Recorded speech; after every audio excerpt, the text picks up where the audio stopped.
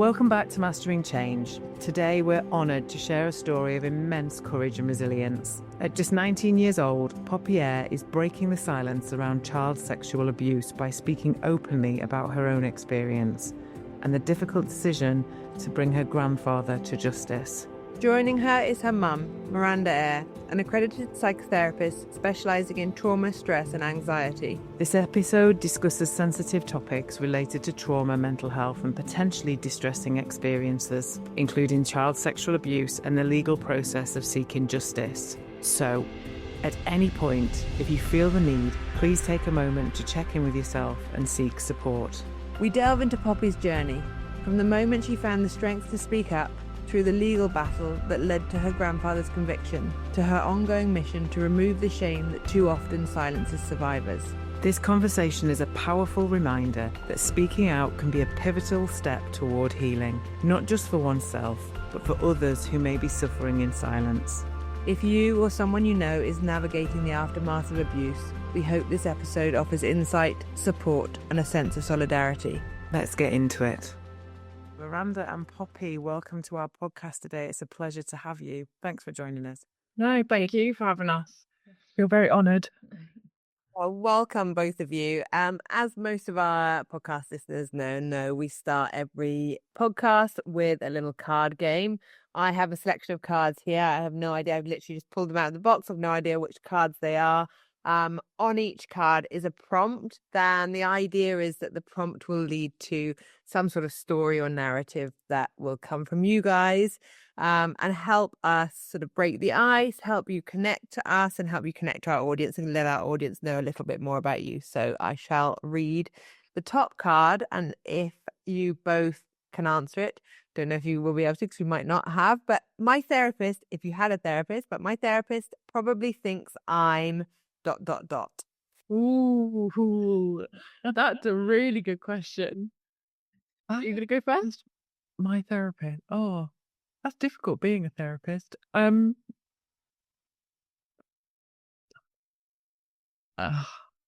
Honestly, what do you think?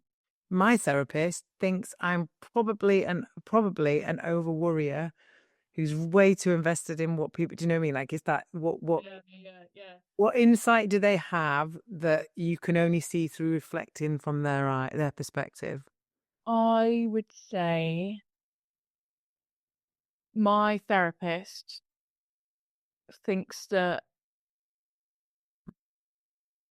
my confident front probably isn't fully real. And I say that because I am potentially unusually a bit confident, and you don't expect it from, I suppose. I'm very open about what happens to me, but I'm also, as well as open, very confident and very shameless, I suppose. And I suppose some people may see that as that's a bit unrealistic. There's no way you're actually that okay with it. Are you just sort of putting on this front to be, to cover up what you're actually feeling? But I'd say I genuinely am quite a confident and shameless person. That's my answer. Come on. And I think my therapist, it's not that it's something that no one else knows, but she probably sees a sort of deeper version of it is very much the fix in me. I really struggle not to go straight into fix mode, to try and find that solution for someone.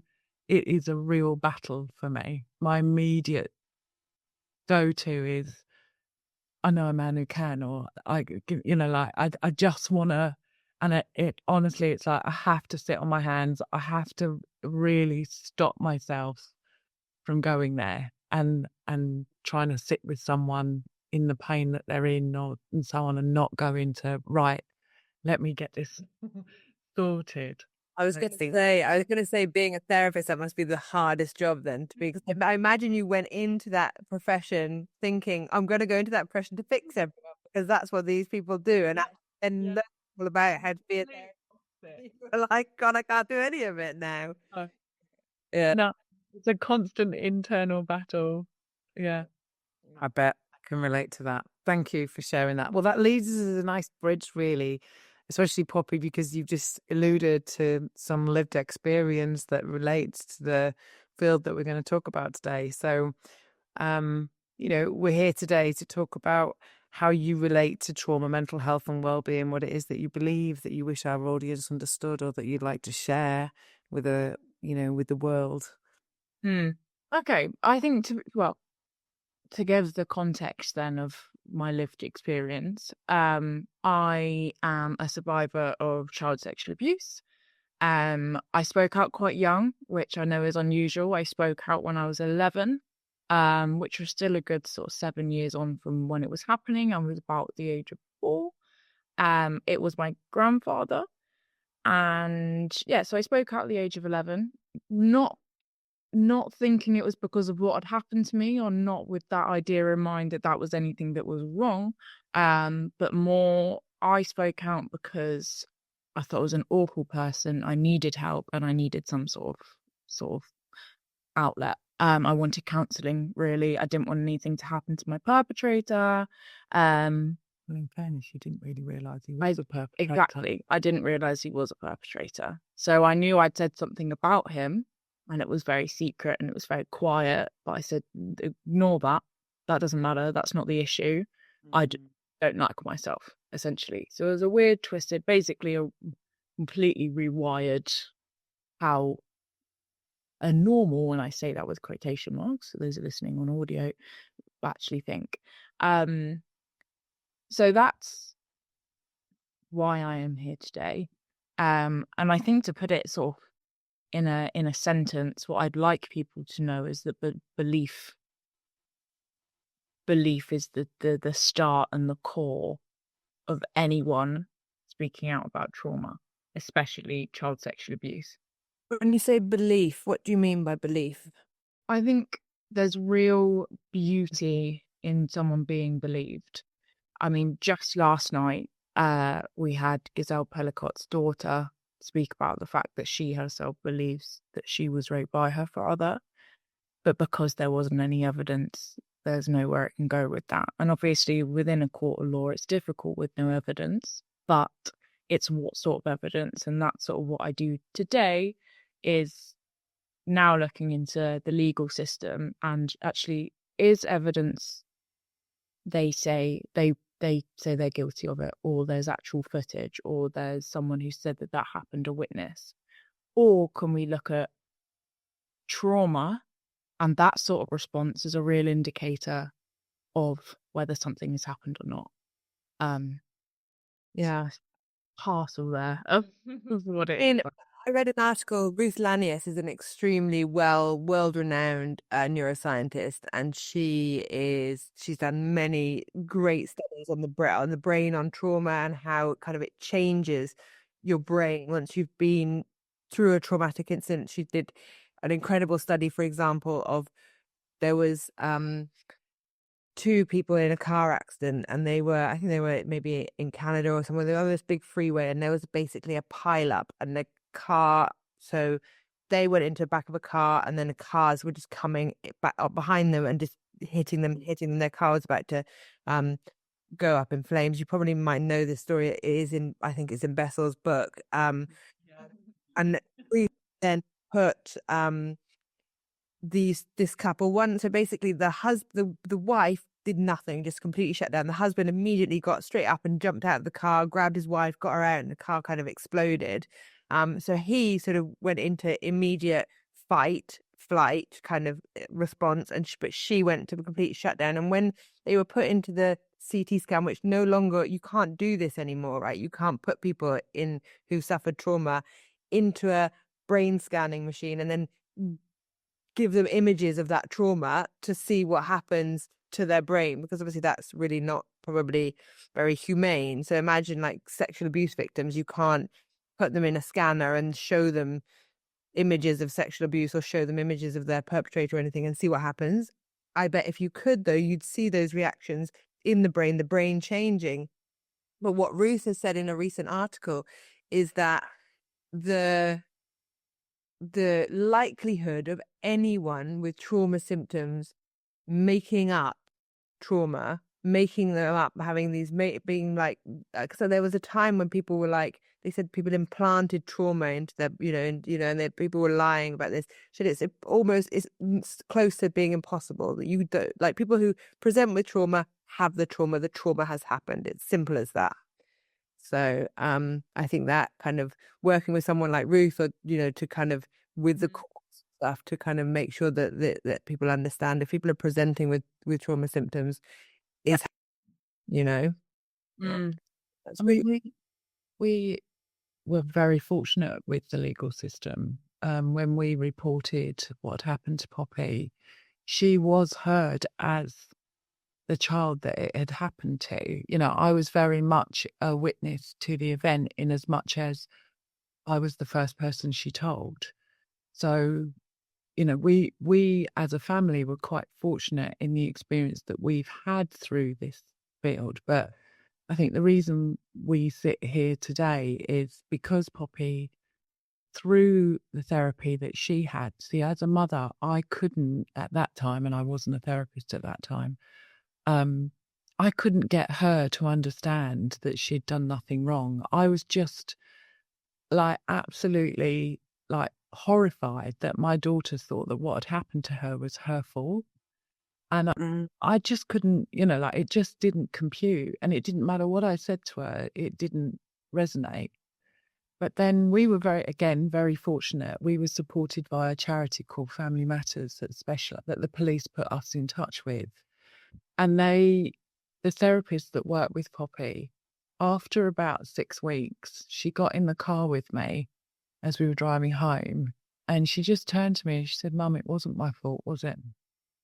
And that moment was like, I still can't say it now, was such a, oh my God. And from that moment forward, sorry, I'm talking about you like you're not here.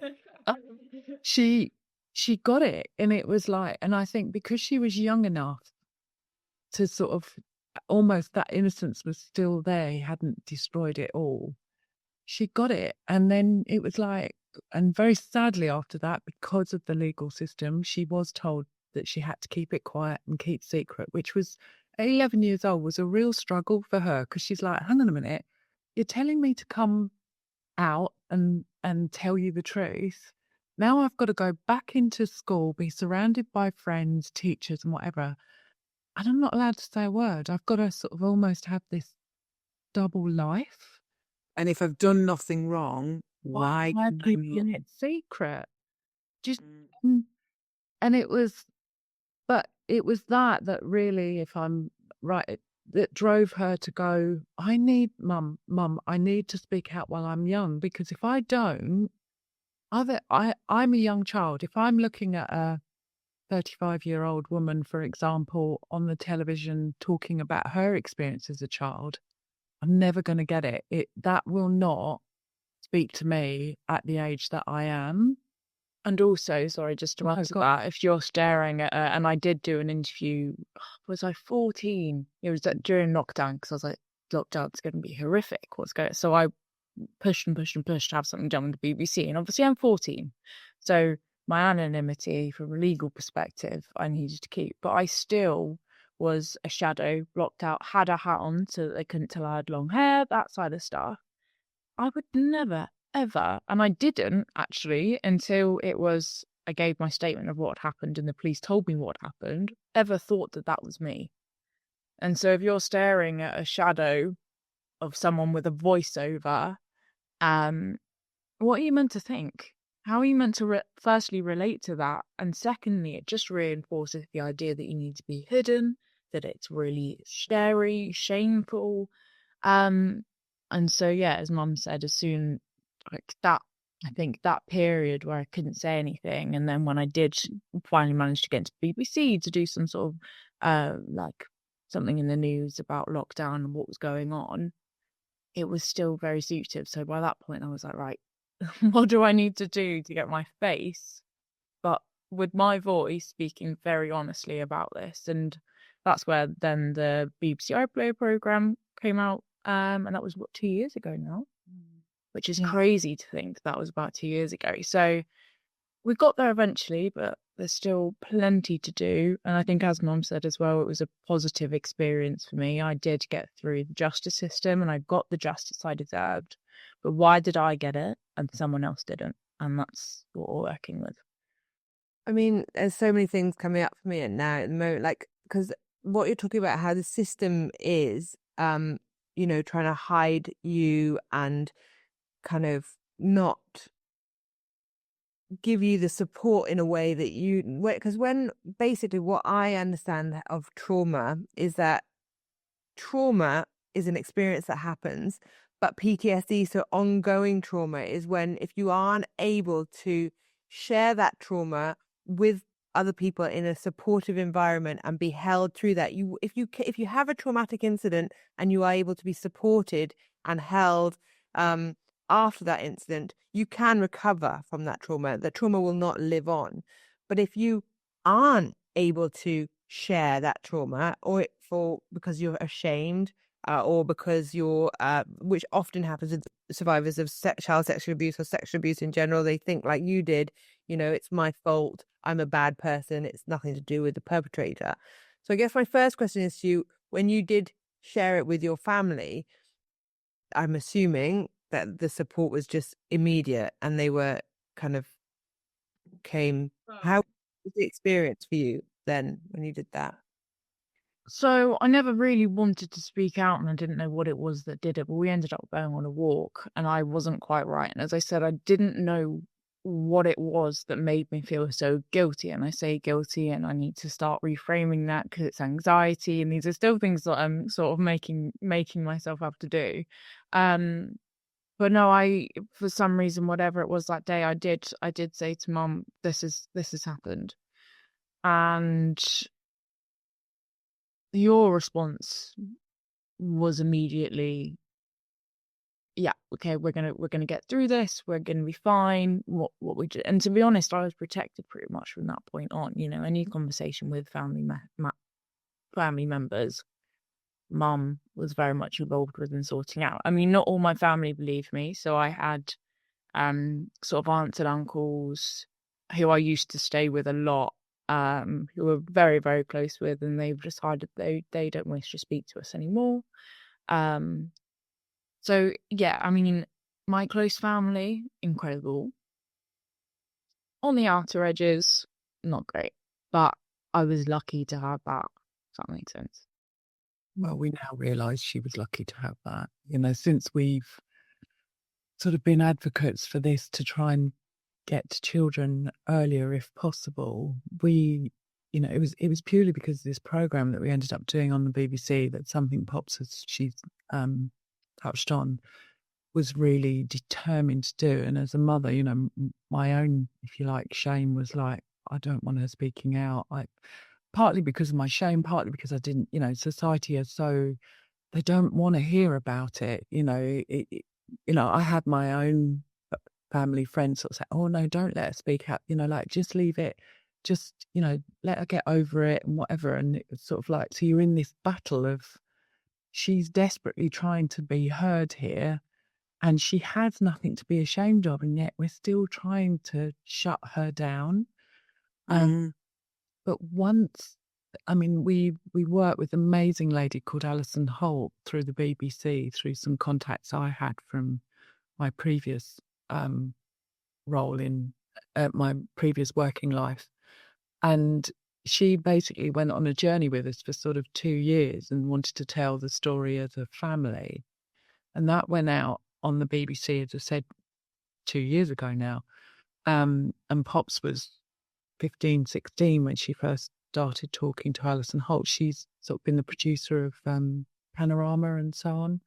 So she put, initially it was just going to be a 10-minute sort of on the issue, talk about it. A news segment. A news segment, sorry. Ended up on iPlayer, it's the issue, and it was Poppy's story. She followed us for 2 years and it ended up being sort of a half an hour Short documentary, I suppose. And Poppy also ended up becoming headline news, which that wasn't something we had ever anticipated. And off of the back of that, we just got inundated with messages and calls from other survivors, and sort of sharing their experiences with us. And all of a sudden it became really, really clear to us. We were very, very unusual that Poppy had got the justice that she deserved. It was scary. In fact, we haven't met another family that have had the justice that we've had for a child of the age that she was at, because so often they say, and this happened to me, in that my husband's family said that I'd got her to make it up in order to kick my father-in-law, who lived with us, out of our house. So I was very much put in the firing line. But I'm hearing mothers time and time again being blamed for their children speaking out about this, and the children aren't being heard in their own right. And again, this whole business around our legal system of having to have a witness to the account doesn't happen with CSA. So, it's like you're being given the impossible to deal with. So after this program and being inundated with all these messages, and we ended up doing a bit of work, or we still do actually, with the NSPCC. Mm-hmm.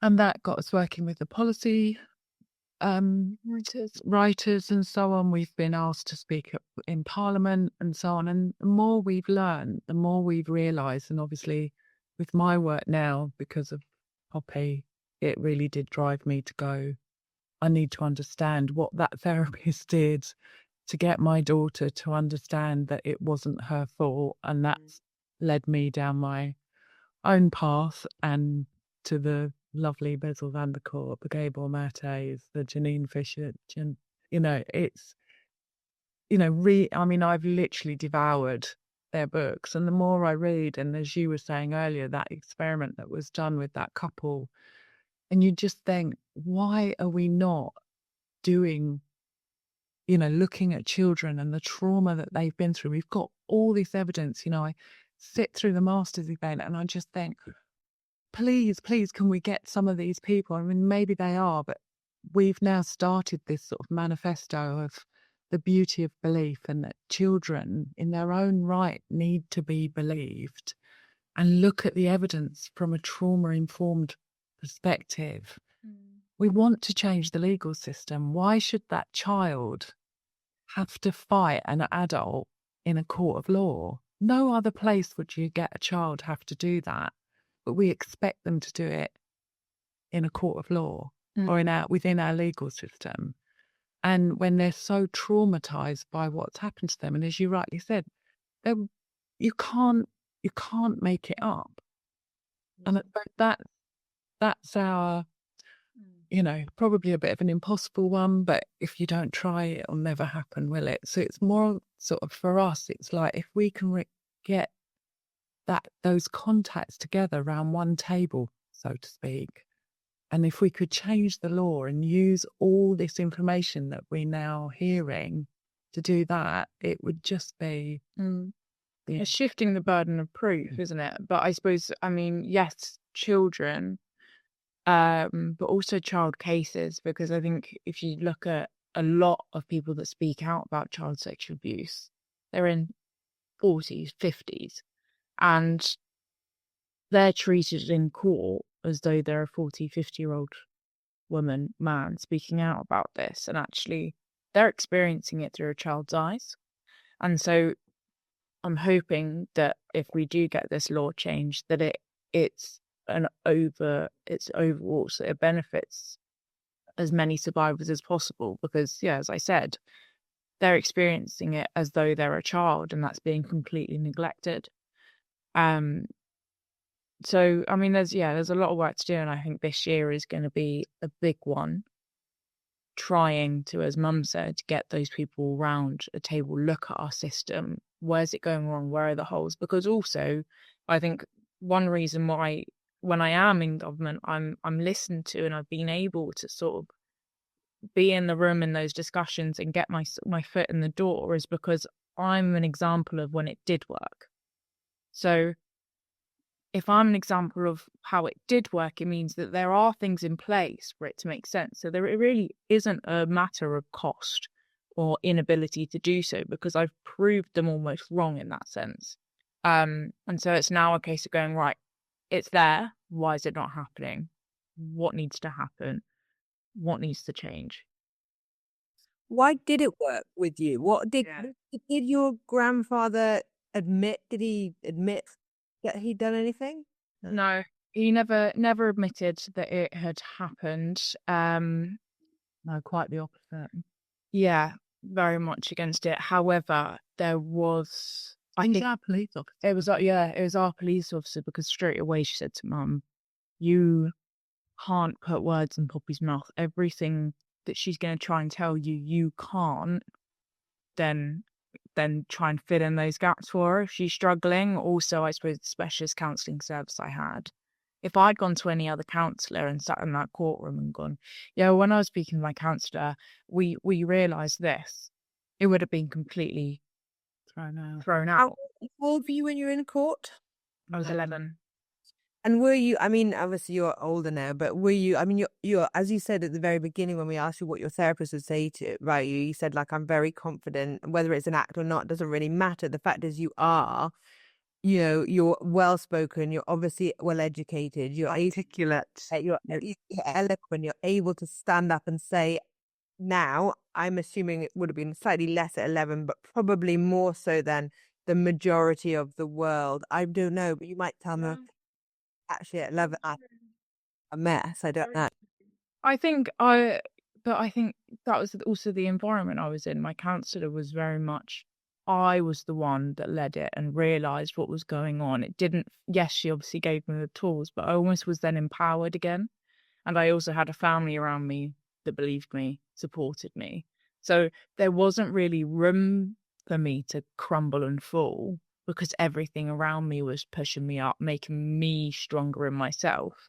And I think it is just how I've grown up, the parents that I have. Obviously, that definitely helped and benefited. But then even when you're in a court, it's yes and no answers. It's very short. And I mean, there was the other side of it. There was evidence in my case in terms of online sexual abuse and paedophilia and stuff. So that was also put into it. But I think our police officer, the way that she dealt with our situation, and also the specialist services that I then got, taught me how to essentially fend for myself in that situation and how to make sure that we were as safe within that system as possible by not saying it in this way or not in that way. Because literally, if I had sat there and gone, well, me and my counsellor both realised this and she made me realise, it would have been thrown out. And that's so easy as a young child to say, and it's gone. Anything where, you know, classic sort of trauma behaviours in terms of addiction or, you know, anger and stuff, if I'd showed any of that, not that I was at that age, but if anyone shows that, it's, well, you're not a reliable source. Discredited, yeah. Discredited. And it's so I was very fortunate that my police officer was able to help us through that process. But it's horrific that those blaring signs that someone has been through trauma are used to throw off the case.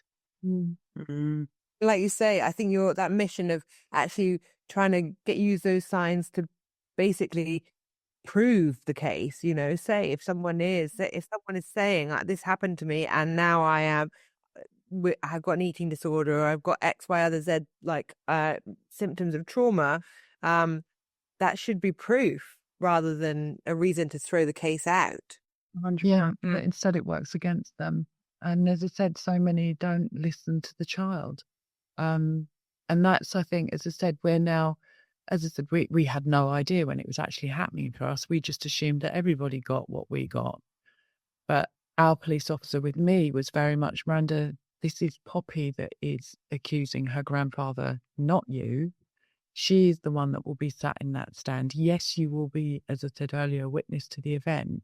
But she very much handled our case quite differently to what I hear many, many others are. I mean, at the moment, I'm very sadly one of the young girls that reached out to us, and I think this is what's pushed us even more is, one young girl contacted Poppy straight after the program and explained that she was desperate to find a family matters for herself because she'd been sexually abused by her father.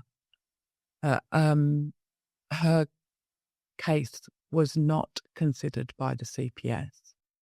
And I remember her mum ringing me and saying, I don't know what I'm going to do. I've got to tell her that she's not been believed. And, we absolutely know this has happened to her. But there's also the other side of it, which adds to this, is that the mother had come forward about domestic abuse previously. So they've gone, right, you didn't get what you wanted in your court case, so now you're getting your daughter to make it up. So that's the narrative that was brought into it, which is horrific. And as a result, her daughter then... She's taken her own life. Yeah. She was 14 because she wasn't believed. And, so we have a voice and we have had a system that has worked for us. And we have got I can't begin to tell you the amount of cases that we've heard, like I've just described. I've got another case that I'm working with at the moment. She's got 2 little boys, she's abused, the boys have been abused. They want to send them back to their father. And they've both said, if you make us do that, Mum, we're not going to be here anymore. And I think that's and I know that sounds really horrifying and really shocking, but it does and is happening. And I suppose when I sit in the Master Series and listen to the amazing speakers up there, I just think, how can we get this unbelievable knowledge that we have now to try and work with our legal system so that we can use it for what we need to be using it for, and protect these children from this awful abuse. We've been commentating on this for a while, especially internally in our team, as to how do we take a trauma, just an understanding of what trauma is and how it presents and pathways for onward, how do you meet trauma where it is? How do you recognize it in the judicial system? How do you recognize it in legal services? Because they're coming across this, in family law, and how do we get it recognized in places like prisons, where often people are there as a consequence of the trauma that they've experienced, because we know that, unresolved trauma shows up in unhelpful behaviors and patterns and addictions and all sorts of things. I think what you're trying to do and how focused you're being is wonderful.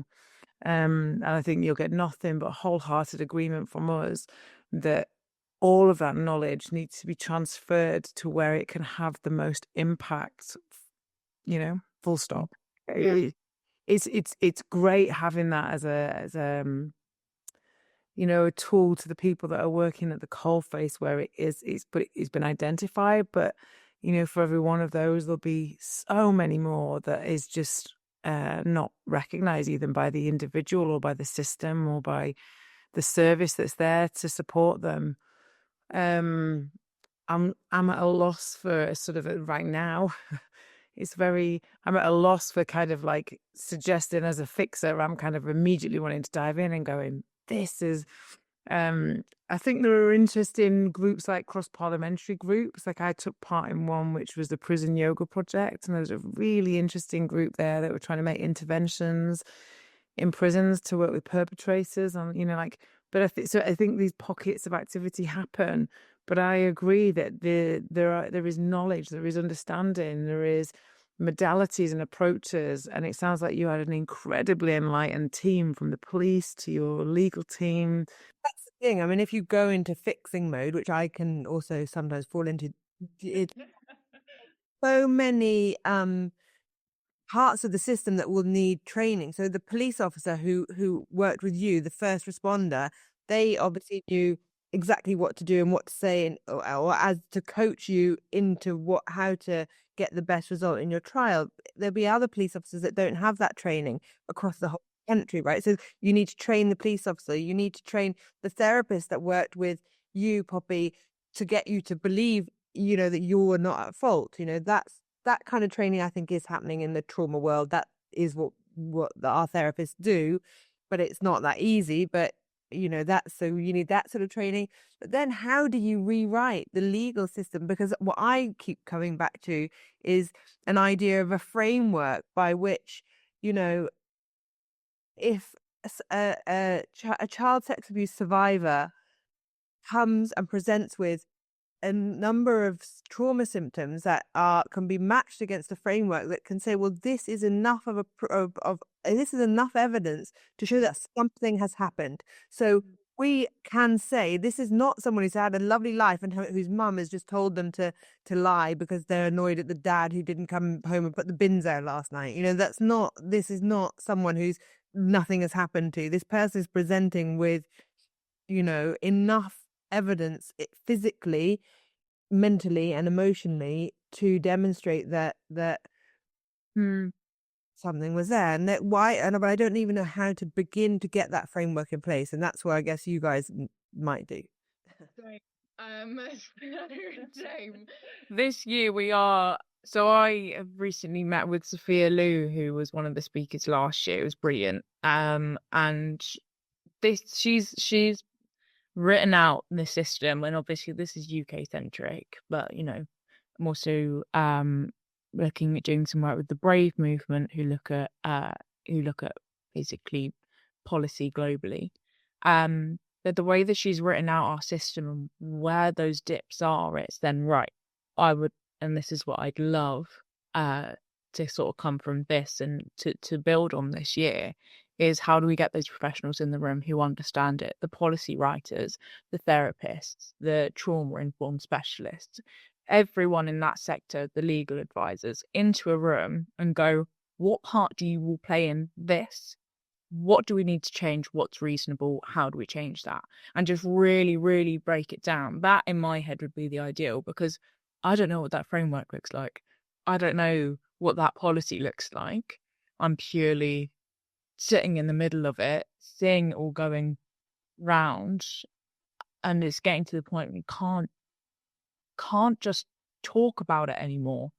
I've spoken out. I've seen that there's an issue. It's what can we do now to actually make that change? If you've got all those experts in a room,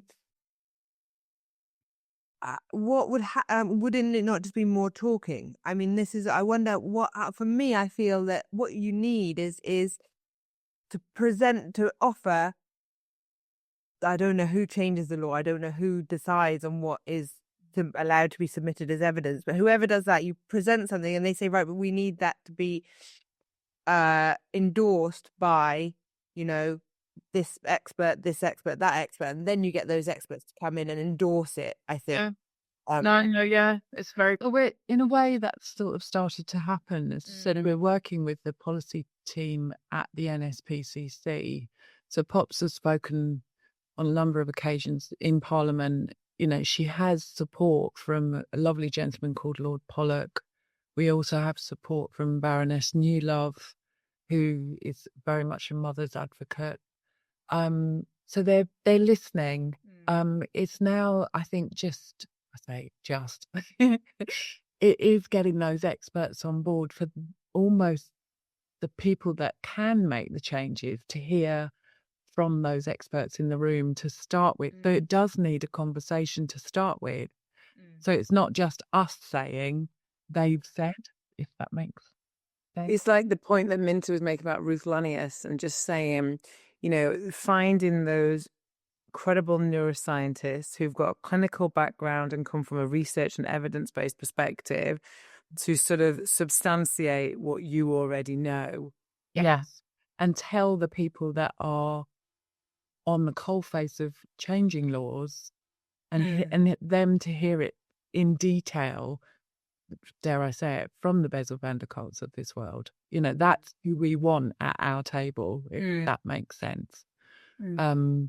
Because I think that's when those that are within the legal framework will sit up and listen. We've got to put them around the table together. Interesting. And we'll bash their heads together. Well, Beth's coming to stay here with me next week, so I will chat to him about this definitely next week and just have a conversation about what you've said, because I'm interested in hearing his his point of view on whether the symptoms of trauma can be submitted as evidence. Does he think that could happen? Because if he does, then that could be huge. I don't know. I'll definitely talk to him next. But I think bigger than this, even, that's just getting people to reframe how you substantiate a lived experience through the trauma that is, that's left behind from that experience.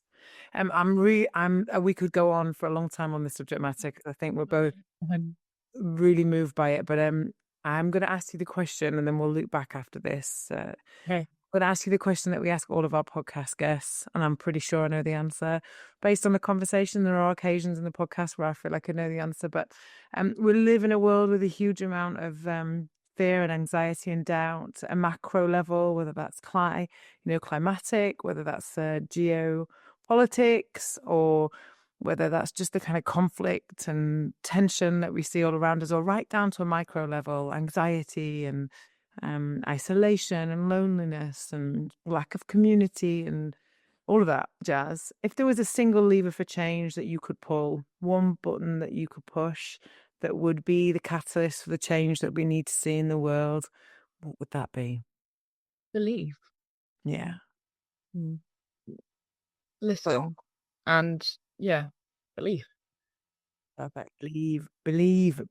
I love it. Yeah, I think you're right, because there's so much mistrust because of this kind of agitated world that we live in. But if we go back to that intrinsic, intuitive, sense of belief or believing. Yeah.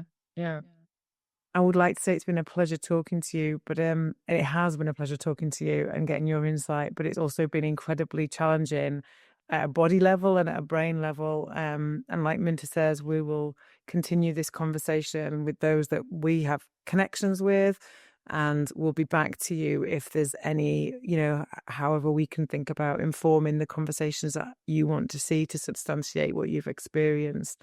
But thank you for being generous with your time and generous with your story. I think your work is incredible. Your bravery and that tenacity and eloquence shines through. And personally, whether that feels like something that's thinner than it maybe comes across, it doesn't matter, because it's really moving the needle on other people's experiences and creating the change that we need to see in the world. So thank you both for everything that you're doing.